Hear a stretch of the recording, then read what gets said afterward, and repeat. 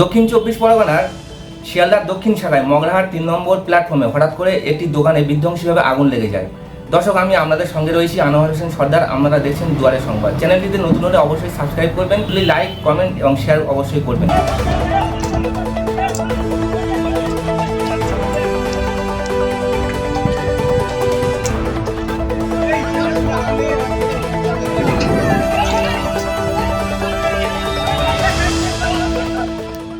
দোকানগুলোতে ত্রিপলের ছাউনি থাকায় আগুন ছড়িয়ে পড়ে আশেপাশের আরও বেশ কয়েকটি দোকানে।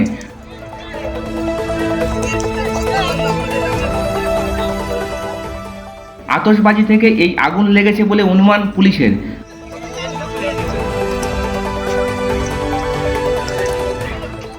খবর পেয়ে ঘটনাস্থলে পৌঁছেছে ডায়মন্ড জিআরপি পুলিশ এবং মগরাহাট থানার পুলিশ। স্থানীয় ব্যবসায়ীরা বালতি করে জল ঢেলে আগুন নেভানোর চেষ্টা চালায়।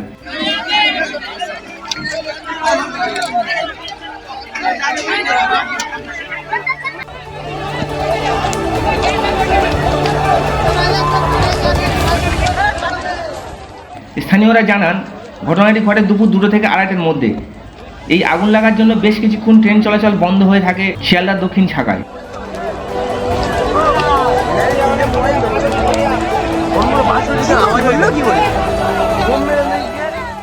ঘটনায় 8 থেকে 10টি দোকান পুড়ে ভস্মীভূত হয়ে যায়।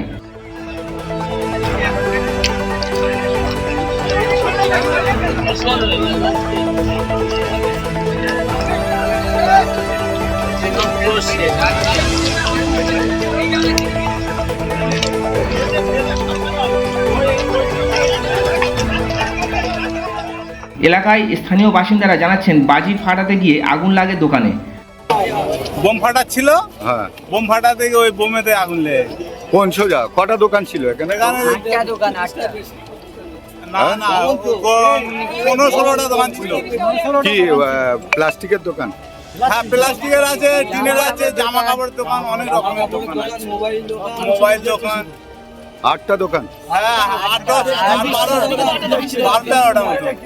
কে বাচ্চাটা কোথাকার? পথিক নাকি? না না, কোথায় বাচ্চা তো যায় না। এবার ফুল দোকান ছিল, বাচ্চারা বোম ফাটাতে একটাইতে ওইরকম ভাবে চলে গিয়েছে। কি নাম তোমার? কি নাম?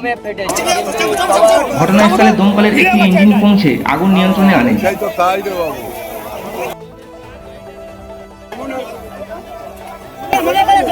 এখন ট্রেন চলাচল স্বাভাবিক করা হয়েছে ডায়মন্ড হারবার লাইনে।